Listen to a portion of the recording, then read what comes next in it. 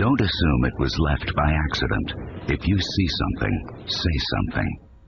The company said to be close to finalizing a settlement with the Federal Trade Commission over charges that engaged in deceptive behavior when it changed its privacy settings. Oh, boy, I had a bad feeling about that Mark Zuckerberg ever since I saw the movie. Joining us this morning to talk more about what this all means is Chris Dessi. He's a social media expert, and the name of your firm, sir, is? Drive Action Digital. What's going on with Facebook? What's this all about? Well, it's a good thing, first of all. The FTC is cracking down because back in 2009, Facebook made a fatal mistake, and they're now shifting things so that we can opt into these privacy settings instead of opting out. So Facebook in 2009 was automatically making sure that your settings were going to share certain information, your first name, your photographs, who you were friends with. It's not such horrible information. It's kind of like information that you could have found in the phone book, but still, privacy advocates were saying, well, that's not right. You need to ask us first, and then we will opt into those parameters. So if you're already on Facebook, will we see any changes? It's difficult because people keep saying, will Facebook notify you? I don't think so. So what do we need to do? We need to be vigilant about this, and we need to be able to track our own privacy settings. It's interesting. I was talking to an attorney friend of mine, Kyle Beth Hilfer, and she's very, very much pays attention to these things. And she said, as Americans, we're actually more liberal with our privacy settings than Europeans. Germany has outlawed the facial recognition technology on Facebook. So we need to be vigilant. We need to be proactive in checking our privacy settings and making sure that it's not at this point where Zuckerberg has said that he wants seamless sharing. He wants that people to share all the time and share everything that they're doing. Of course, he's got nothing to lose. What is he sharing with us? Well, listen, he shares a lot. What does he do? You know what he does? What? Everything he eats, he kills. Seriously, if he has a chicken for dinner, he kills it himself. That's too much information. Hey, put it out there. Hey, if he wants to have bacon. It must be nice to have a lot of money that you can kill your own animals. I don't have as much money. I delegate to kill it to someone else. Go for it. What do you think overall, Facebook? I have some concerns about it. I mean, we have hundreds of millions of people on this thing, spending hundreds of millions of hours. When you're on it, you're not producing anything. You're not really buying anything.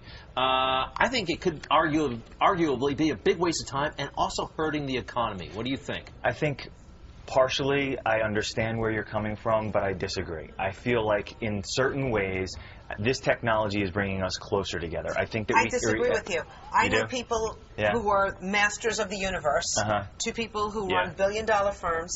They are not even online. They say it's a waste of time, and they're certainly not going on Facebook to share their information. Well, and the good part is, listen, it's free. Facebook is free. So if you don't want to be on it, you can opt out. But also, understanding that it's free is the understanding that people, they need that information in order to sell to advertisers, and that's why Facebook wants you to have this seamless sharing. They're getting something out of it more than we're getting something out of it. I saw something necessarily more. Very sad. It turned me off. Like there was somebody was having a birthday party. You know what I mean? And hundreds of people liked that they were having a birthday party. And guess nobody what? showed up. Yeah, 6 people showed, and they were like, "Thanks a lot, guys." Was this your birthday party? No, it wasn't. It wasn't. But I felt bad. I'll go to your birthday party. I felt bad. No, seriously. You have the whole social experience sitting at your desk or playing with your phone instead of talking to the person next to you, or actually going to that birthday party. You're right.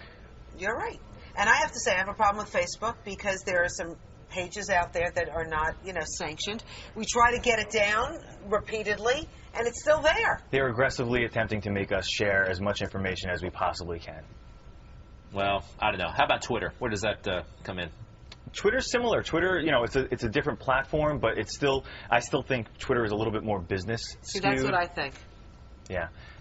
Facebook is more personal. Yeah, and listen, it's not as horrible as everybody thinks. You can be a curator of your own content. You could set your own privacy parameters. Yeah, but Mark Zuckerberg knows everything. He knows everything, right? They're not selling essentially any he is.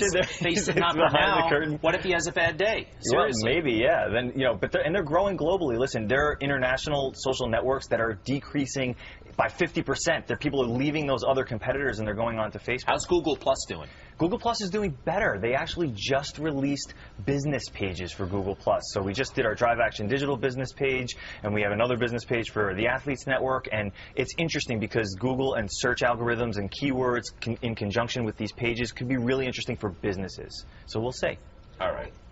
Chris Dessi, thank you very much. Thanks for having me.